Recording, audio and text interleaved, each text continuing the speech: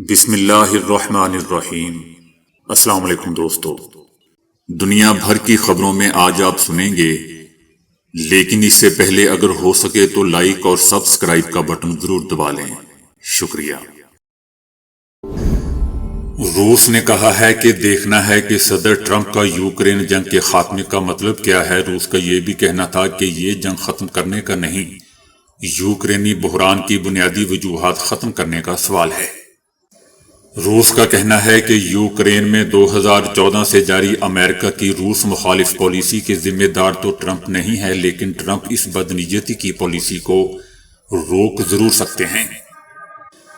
یاد رہے دوستو کہ ٹرمپ نے کہا تھا کہ روسی صدر پیوٹن یوکرین کے مسئلے پر مذاکرات کی میز پر نہ آئے تو ممکن ہے کہ روس پر پابندیاں عائد کر دی جائیں۔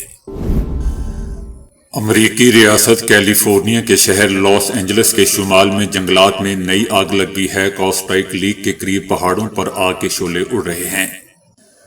آگ تیزی سے پھیل رہی ہے، جس کی وجہ سے 19,000 افراد کو انخلاء کا حکم دے دیا گیا ہے۔ طوفانی ہواؤں کے باعث 2 گھنٹوں میں 5,000 ایکڑ رقبہ آگ کی لپیٹ میں آ گیا۔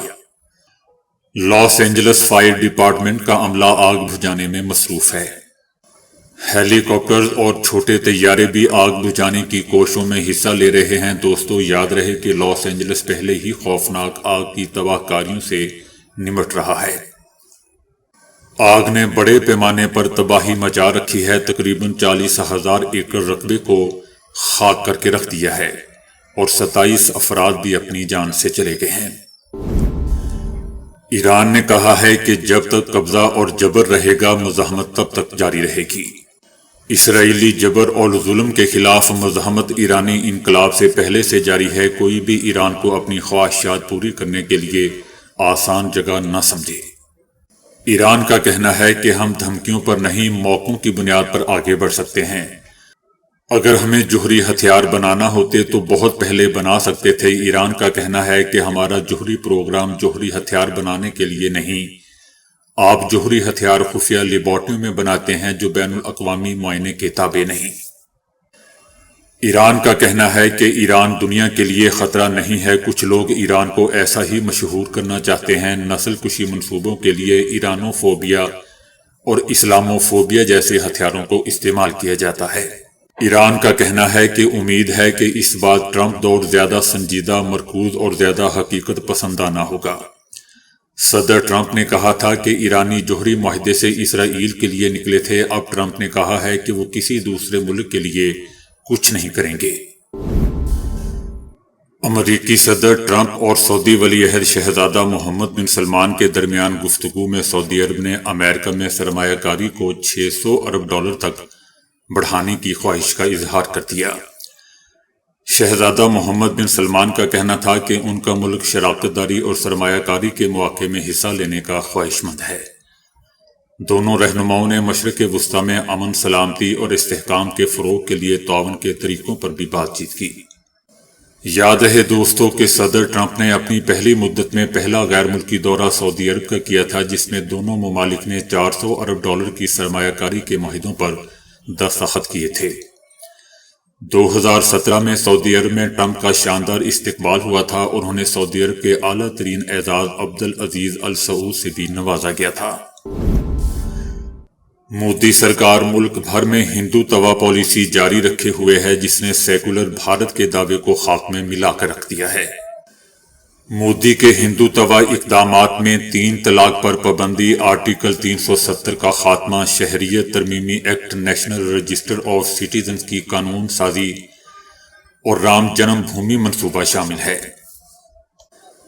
ہندو توا کے نئے مرحلے میں اب شہروں اور شہری زندگی پر کام کیا جا رہا ہے، جہاں سماجی، ثقافتی اور مکانی طور پر ہندو توا نظریہ لاگو کیا جا رہا ہے۔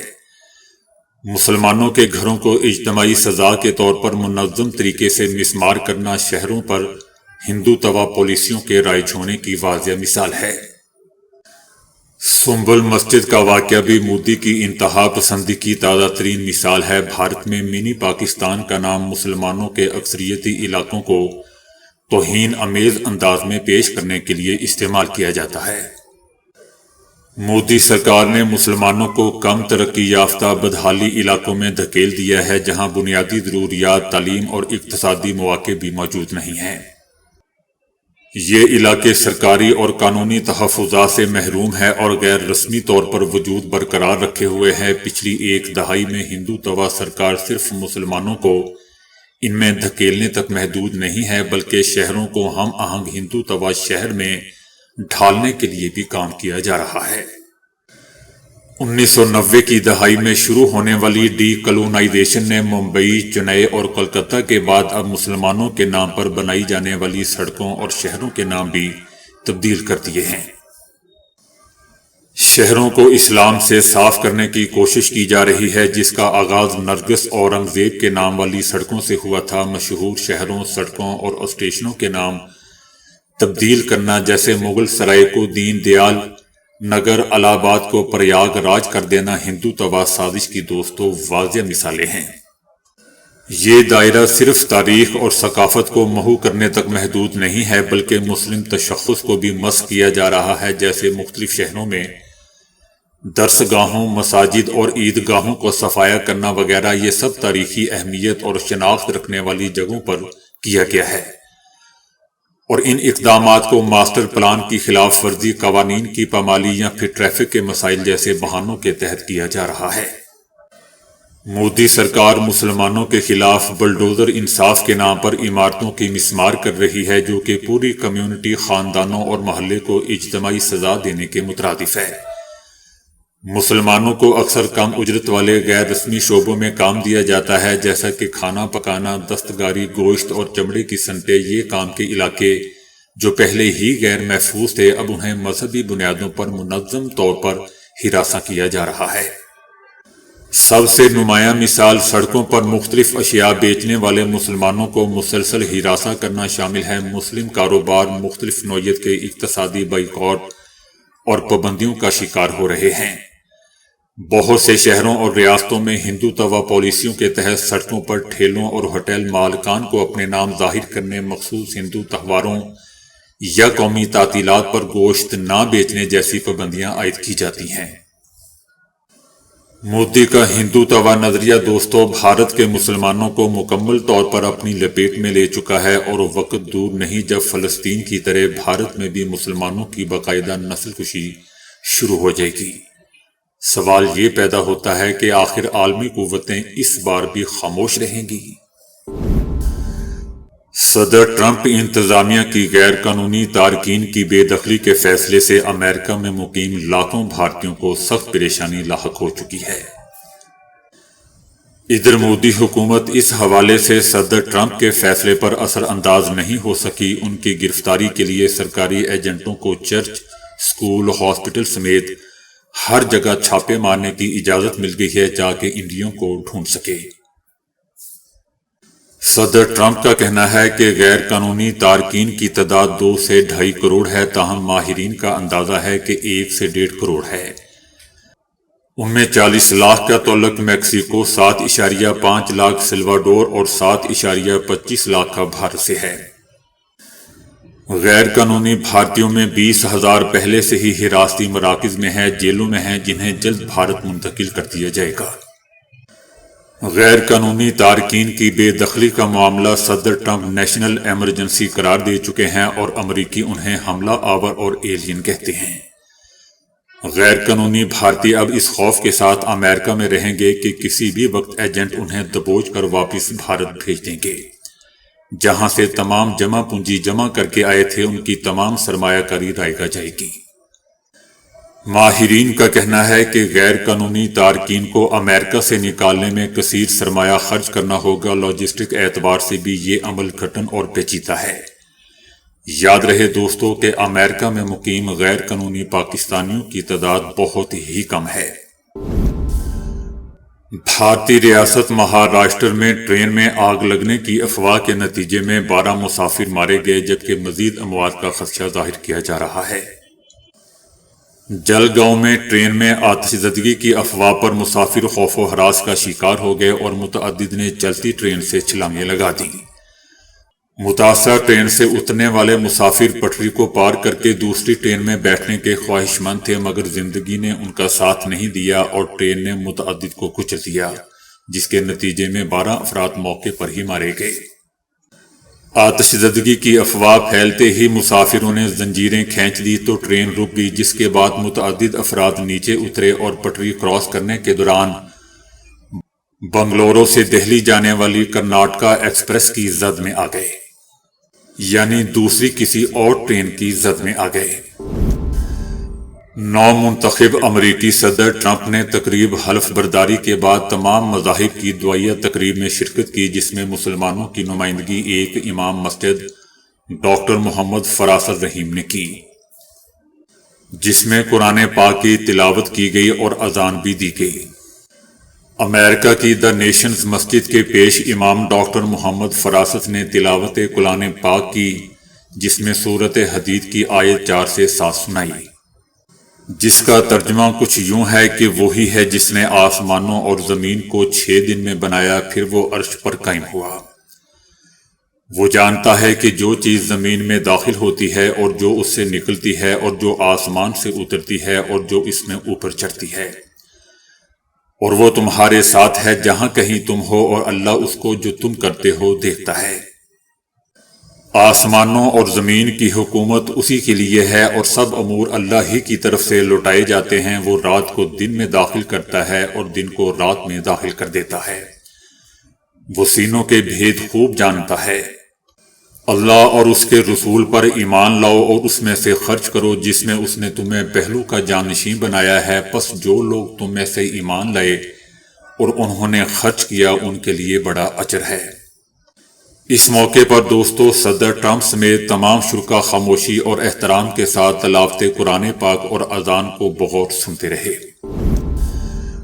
اقوام متحدہ کا کہنا ہے کہ غزہ جنگ میں ہونے والی تباہی سے جو ملبہ پھیلا ہوا ہے اسے سمیٹنے میں 21 سال لگ جائیں گے۔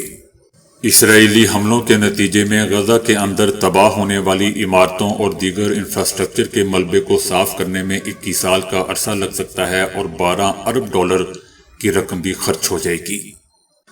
دوسری جانب اسرائیلی فوج غزہ میں جنگ بندی کی مسلسل خلاف ورزیاں کر رہی ہے اور گزشتہ روز رفح میں ملبہ صاف کرتے لوگوں پر اسرائیلی فائرنگ کی گئی، جس کے نتیجے میں 1 فلسطینی شہید اور 4 زخمی ہو گئے۔ اسرائیلی بمباری سے تباہ شدہ عمارتوں سے فلسطینی شہداء کی باڈیز کے ملنے کا سلسلہ ابھی تک جاری ہے اور اب تک 200 سے زائد باڈیز برآمد کی جا چکی ہیں۔ غزہ جنگ کے دوران امریکی ووٹرز میں فلسطینی مزاحمتی تنظیم حماس کی مقبولیت میں اضافہ ہو گیا۔ ایک سروے رپورٹ میں کہا گیا ہے کہ ہر 5 میں سے 1 امریکی ووٹر غزہ جنگ میں اسرائیل کے مقابلے میں حماس کی حمایت کرتا ہے۔ حماس کی حمایت نوجوان ووٹرز، خاص طور پر 25 سے 34 سال کی عمر کے افراد میں زیادہ نمایاں تھی، جن کی تقریباً 1/3 تعداد نے حماس کو اسرائیل پر ترجیح دی۔ یاد رہے دوستو کہ امریکی محکمہ خارجہ کی جانب سے حماس کو ایک تخریب کار تنظیم قرار دیا گیا ہے۔ سروے میں یہ بھی سامنے آیا کہ امریکی عوام کی ایک بڑی تعداد ٹرمپ کی انتظامیہ کو اسرائیل اور حماس کے درمیان جنگ بندی کے معاہدے کا سہرا دیتی ہے۔ عمران خان نے شیر افضل مروت کو بطور وکیل صفائی پیش ہونے سے روک دیا۔ عمران خان کی جانب سے جیل انتظامیہ اور عدالت کو بھی آگاہ کر دیا گیا ہے۔ عمران خان نے کہا ہے کہ شیر افضل مروت میرا وکیل نہیں ہے اور اسے جیل داخل نہ ہونے دیا جائے۔ شیر افضل مروت عمران خان سے ملاقات کے لیے اڈیالہ جیل پہنچے تھے۔ شیر افضل مروت گیٹ نمبر 5 سے اڈیالہ جیل ڈیوٹی تک پہنچے، لیکن انہیں واپس بھجوا دیا گیا۔ حالانکہ شیر افضل مروت کے اڈیالہ جیل پہنچنے پر جیل انتظامیہ نے عمران خان کو آگاہ بھی کیا تھا، لیکن انہوں نے ملنے سے انکار کر دیا۔ وزیر دفاع خواجہ آصف نے کہا ہے کہ پاکستان تحریک انصاف والے اپنے لیڈر عمران خان کے ساتھ مخلص نہیں ہے۔ حکومت کے ساتھ جاری مذاکرات سے انکار پر اپنے رد عمل کا اظہار کرتے ہوئے ان کا کہنا تھا کہ مذاکرات کرنے والوں کو خود بھی پتا تھا کہ اس کا کوئی نتیجہ سر پیر نہیں ہے، اس لیے کوئی نتیجہ نہیں نکلے گا۔ ان کا کہنا تھا کہ مذاکرات سے انکار کی کوئی بنیاد نہیں ہے۔ علی امین گنڈا پوری نے خود ہی اعتراف جرم کیا ہے کہ ہمارے لوگ گمراہ ہوئے۔ یہ کس چیز کا جوڈیشل کمیشن بنانا چاہتے ہیں؟ جن کو سزا ہوئی ہے انہوں نے اعتراف جرم کیا ہے۔ تو دوستو ابھی کے لیے اتنا ہی۔ ویڈیو کو لائک اور شیئر کرنے کا بہت بہت شکریہ۔